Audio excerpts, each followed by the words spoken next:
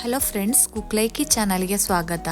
ನಾನಿವತ್ತು ಮನೆಯಲ್ಲಿರುವ ವಸ್ತುಗಳನ್ನು ಬಳಸ್ಕೊಂಡು ಯಾವ ಥರ ಫೇಸ್ ಪ್ಯಾಕನ್ನು ಈಸಿಯಾಗಿ ಮಾಡ್ಕೋಬೋದು ಅಂತ ತೋರಿಸ್ಕೊಡ್ತಾ ಇದ್ದೀನಿ.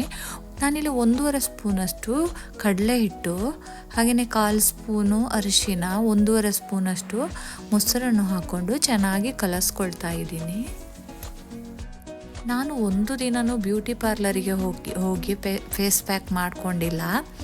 ಇದೆಲ್ಲ ಕಲಸಿ ಆದಮೇಲೆ ಒಂದು ಸ್ವಲ್ಪ 2 ಸ್ಪೂನಷ್ಟು ನೀರನ್ನು ಹಾಕ್ಕೊಂಡು ಚೆನ್ನಾಗಿ ಪೇಸ್ಟ್ ಥರ ಕಲಸ್ಕೊಳ್ತಾ ಇದ್ದೀನಿ. ನಾನು ಬ್ಯೂಟಿ ಪಾರ್ಲರಿಗೆ ಹೋಗಿ ಫೇಸ್ ಪ್ಯಾಕ್ ಮಾಡಿಕೊಂಡ್ರೆ ಮುಖ ಯಾವ ಥರ ಹಾಳಾಗುತ್ತೇನೋ ಅನ್ನೋ ಭಯದಿಂದ ಸುಮಾರು ವರ್ಷಗಳಿಂದ ಇದನ್ನೇ ಬಳಸ್ತಾ ಇದ್ದೀನಿ. ಯಾವುದೇ ಬ್ಯೂಟಿ ಪಾರ್ಲರಿಗೆ ನಾನು ಫೇಸ್ ಪ್ಯಾಕಿಗೆ ಅಂತ ಹೋಗಿಲ್ಲ.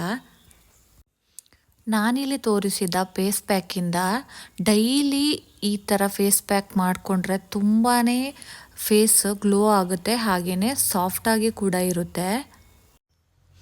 ಈಗ ನೋಡಿ, ಪೇಸ್ಟ್ ತಯಾರಾಗಿದೆ. ನಾನಿದನ್ನು ಮುಖಕ್ಕೆ ನೀಟಾಗಿ ಹಚ್ಕೊಳ್ತಾ ಇದ್ದೀನಿ.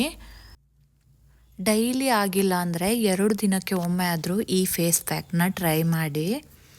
1 ತಿಂಗಳಲ್ಲಿ ಫೇಸ್ ತುಂಬ ಗ್ಲೋ ಆಗುತ್ತೆ, ಹಾಗೆಯೇ ಫೇಸ್ ತುಂಬಾ ಸಾಫ್ಟ್ ಕೂಡ ಆಗುತ್ತೆ. ಫೇಸ್ ಜೊತೆಗೆ ನೆಕ್, ಕೈ, ಕಾಲಿಗೂ ಅಪ್ಲೈ ಮಾಡಿಕೊಂಡ್ರೆ ಇದು ತುಂಬಾ ಚೆನ್ನಾಗಿರುತ್ತೆ. ನನ್ನ ಮುಖದಲ್ಲಿ ಒಂದೇ ಒಂದು ಪಿಂಪಲ್ ಆಗದಿದ್ದಕ್ಕೆ ಕಾರಣನೇ ಇದು ಅಂತ ಹೇಳ್ತೀನಿ.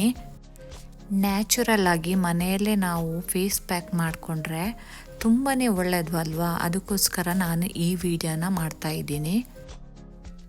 ಎಲ್ಲ ಕಡೆಗೂ ಅಪ್ಲೈ ಮಾಡಿದ ಮೇಲೆ ಇದನ್ನು 15 ನಿಮಿಷ ಡ್ರೈ ಆಗಕ್ಕೆ ಬಿಡಬೇಕು. ನೋಡಿ, ಈಗ 15 ನಿಮಿಷ ಆದಮೇಲೆ ನಾನು ಇದನ್ನು ವಾಶ್ ಮಾಡ್ಕೊಳ್ತಾ ಇದ್ದೀನಿ. ವಾಶ್ ಆದಮೇಲೆ ನೋಡಿ, ಫೇಸ್ ತುಂಬ ಗ್ಲೋ ಆಗಿದೆ, ಹಾಗೆಯೇ ಸಾಫ್ಟ್ ಕೂಡ ಆಗಿದೆ. ನೀವು ಕೂಡ ಈ ಫೇಸ್ ಪ್ಯಾಕ್ನ ಟ್ರೈ ಮಾಡಿ. ನಿಮಗೆ ಇಷ್ಟ ಆದರೆ ಲೈಕ್ ಮಾಡಿ, ಶೇರ್ ಮಾಡಿ, ಸಬ್ಸ್ಕ್ರೈಬ್ ಮಾಡಿ.